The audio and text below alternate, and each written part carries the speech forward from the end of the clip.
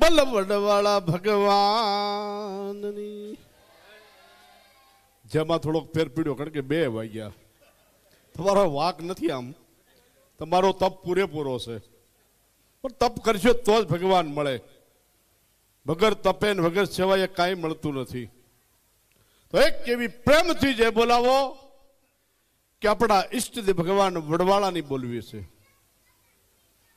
પ્રેમથી જે બોલો, બોલો વડવાળા ભગવાન કૃષ્ણ કનૈયા લાલ કી, સ્વામી મહારાજની, ગૌ માતા કી, સનાતન ધર્મની, નમઃ પાર્વતી દેવા, હર હર મહાદેવ.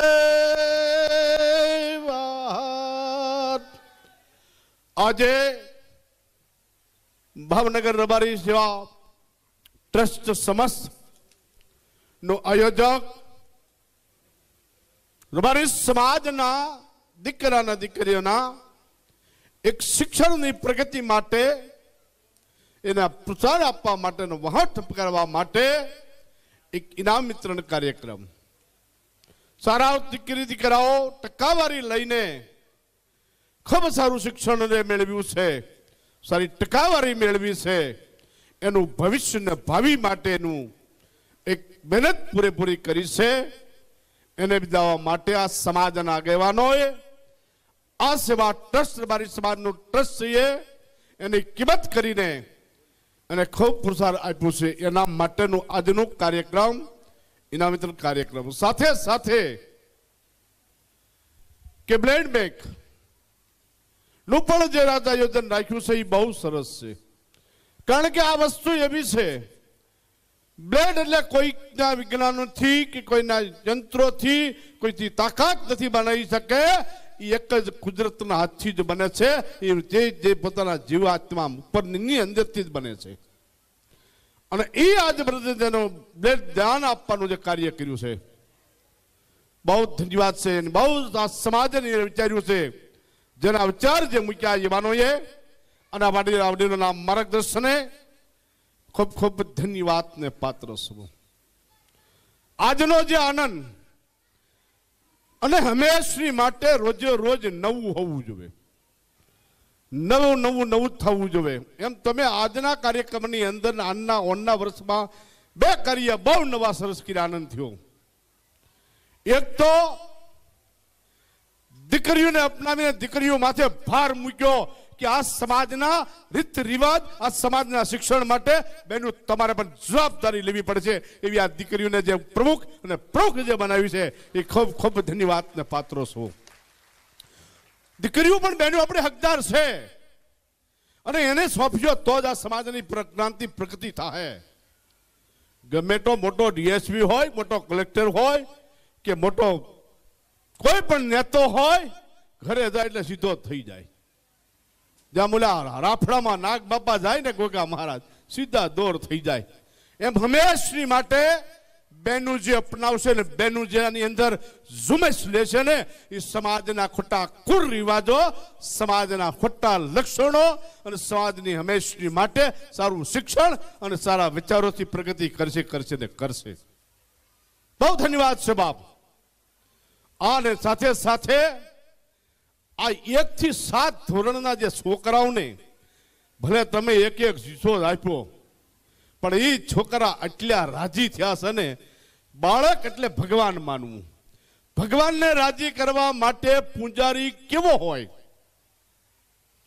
પૂજારીનો વ્યાખ્યા એવી આપે છે શાસ્ત્રોમાં, પરમાત્માને ભગવાનના દર્શન કરવા તમે મંદિરમાં જાઓ એટલે રાત્રના વાઘા દાગીના પરમાત્માની એક એવી આટલી બધી જેની શણગાર કરે કે આક્ષસ આપણું ખેંચા જાય ભગવાન સામું, કે ભગવાનના દર્શન કરવા છે. હજી આપણે જે ઘડીક ઉભા રહી દર્શન કરવા.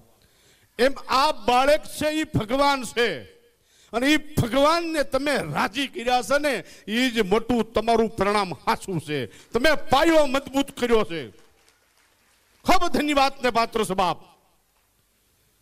અત્યારથી બાળકો એને આ બધા ઓલા મોટા કોલેજ કરે કે 12માનું કરતા હતા, પછી સારા કોઈ સારી માનો કે નોકરીમાં સજા ને તેને ઇનામ તમે સન્માન કર્યું એ આવે ને તે આમ ઓલા જાણે કેમ લડવા જવું હોય એમ, અને આ તો બીજા દોડતા આવ્યા એકદમ આવીને સીધા પગે લાગી તરત લઈને દોડીને વ્યા જાય. આ એનો રાજીપો, આ એનો આનંદ, એ જ પરમાત્મા આનંદ માદ, અને આનંદ છે એ જ હંમેશની માટે પરમાત્મા છે. કોકને તમે રાજી કરો, કોકના આત્માને સંતોષ પામાડો, કોકના જીવનને હંમેશની માટે આનંદ કરાવો, એ જ મોટામાં મોટો ધર્મ છે. એ જ હંમેશની માટે આ જે વિચાર્યું છે આ ટ્રસ્ટે કે ભાઈ 1 થી 7 સુધીને આપણે પણ ઇનામ આપવું.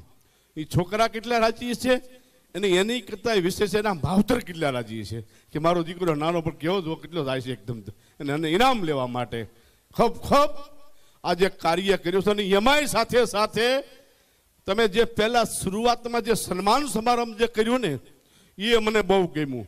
2 દીકરીઓને મોટી કરાવી, દીકરીઓને કે દીકરીઓ જ સન્માન કરે અને બધાને પુષ્પ આપી જાય.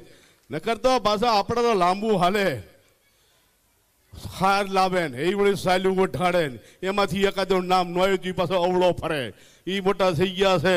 આમાં ગ્રહ ઘણા નડે. ઓલા નથી બ્રાહ્મણો યજ્ઞ કરે, કથા કરે, મોટા હવન કરે, મોટું કાર્ય કરે, એટલે 9 ગ્રહની સ્થાપના પહેલા કરે. એ 9 ગ્રહની પૂજન પહેલા કર્યા પછી જ ગણપતિની પૂજા કરે. ખરેખર આપણા શાસ્ત્રોમાં નિયમ છે કે ગણપતિ મહારાજની પહેલા પૂજા કરવી. અને ગણપતિ મહારાજની પૂજા ક્યાંથી થાય? જેમ કે ભગવાન ભોળાનાથના લગ્ન થયા તો એ ગણપતિની પૂજા થતી. ગણપતિ ક્યાં હતો?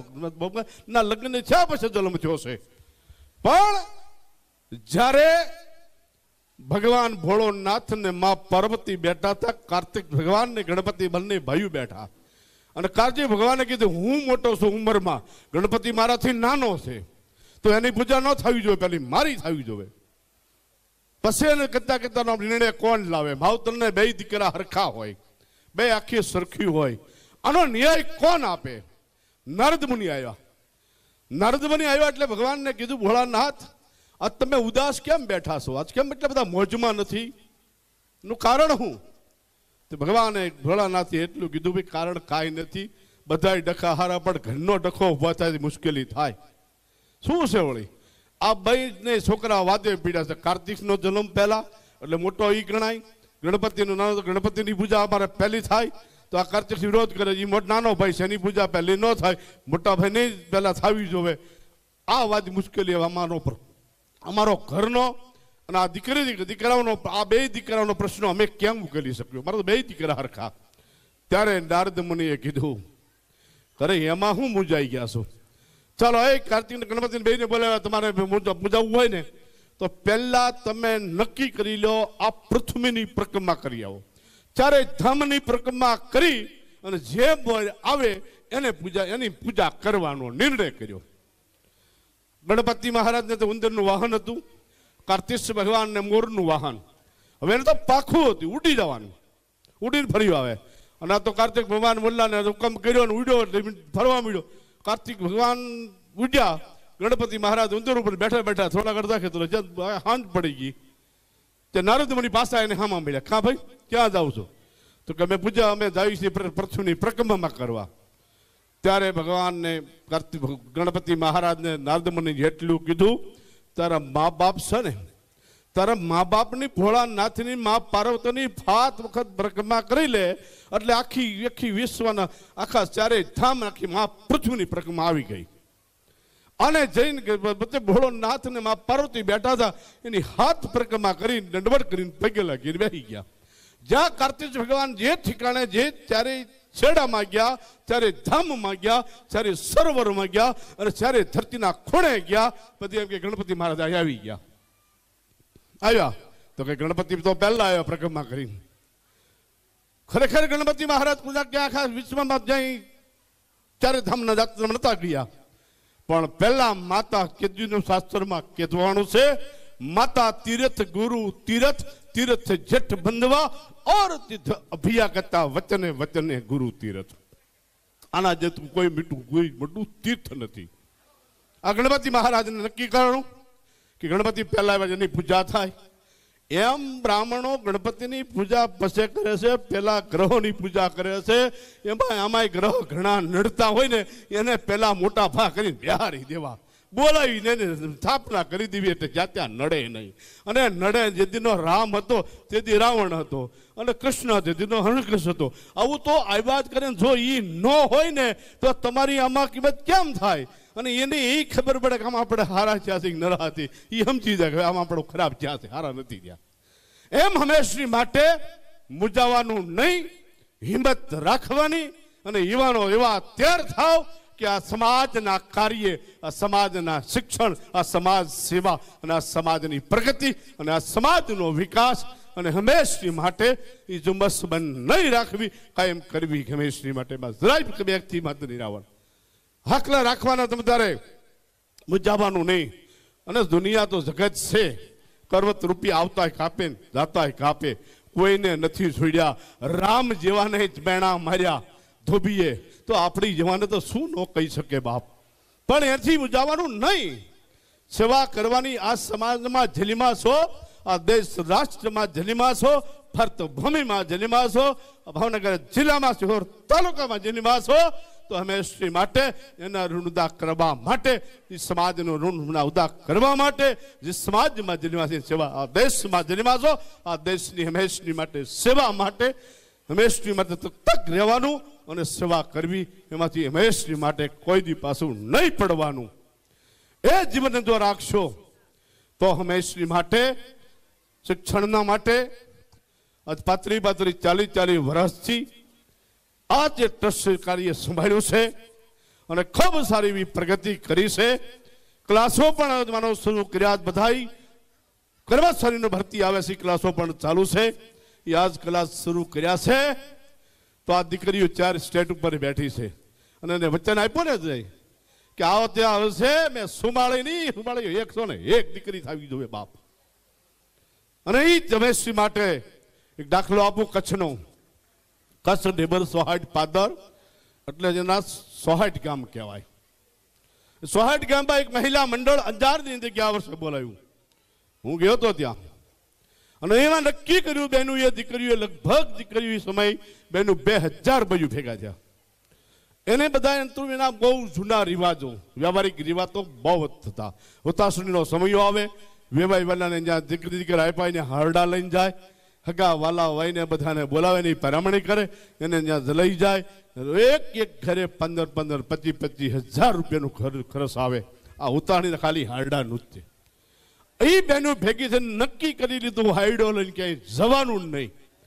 જે પોતાને દીકરી રહ્યો હોય ને ખાલી એક પેડા માનો 100 ગ્રામ 200 ગ્રામ કિલો પેન્ટ આપી આવે બસ. એક ઘરે 15-25 હજાર ઘર આવે એવા 5000 ઘરને તમે એક સરવાળો કરી લો. એમાંથી આપણે 15 માંથી 25 કાઢી નાખો, 10 હજાર રૂપિયા ગણો. 5000 ઘરમાં કેટલું ખર્ચ થયું છે? રૂપિયા 2 કરોડ રૂપિયા બસ્યા એના.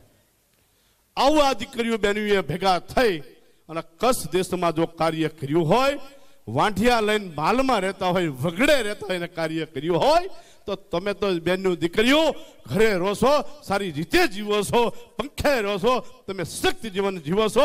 અને તમારી દીકરીઓને ભણાવી છે તો એ દીકરીઓને હંમેશની માટે પ્રગતિને વિકાસ કરવા માટે નહીં, કોઈ દી એને હાથ ન કરતા અને સમાજના કાર્ય માટે સતત થવા દેજો જરૂર.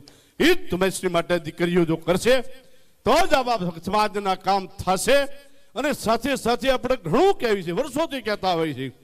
આ છેલ્લા હું મને સાંભળે છે 25 વર્ષથી કહું છું કે આ સમાજમાં ખોટા કુળ રિવાજો, ખોટા કન્યા વિગ્રહ અને આ સમાજમાં ખોટા વ્યસનો નીકળે તો આ સમાજની પ્રગતિને પંથે છે. વ્યસન છોડવાનું જો કામ, વ્યસનનું ભ્રાણ પણ આપણે લેવું પડશે અને એની પણ એક નક્કી પ્રતિજ્ઞા કરવી પડશે. તો સમાજનો કેટલો પૈસો બચશે. અને સાથે સાથે એ કહું, મોબાઈલની વાત આગળ ભણાવાય બહુ સરસ કે એમાંથી કેટલાય મુશ્કેલીમાં મુકાય છે. મોબાઈલમાંથી સારું નરું અનેક વસ્તુનું જોવા મળે છે, જાણવા મળે છે.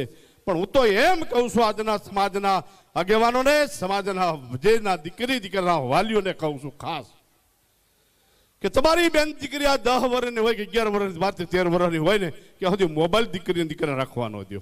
આ પ્રતિજ્ઞા કરાવો સાથે સાથે, તો એનું ભણતર ન બગડે, એનું ગણતર ન બગડે, એનો સમય ન બગડે, એનો ખોટો મગજ ખોટો બોલવાઈ જાય નહીં.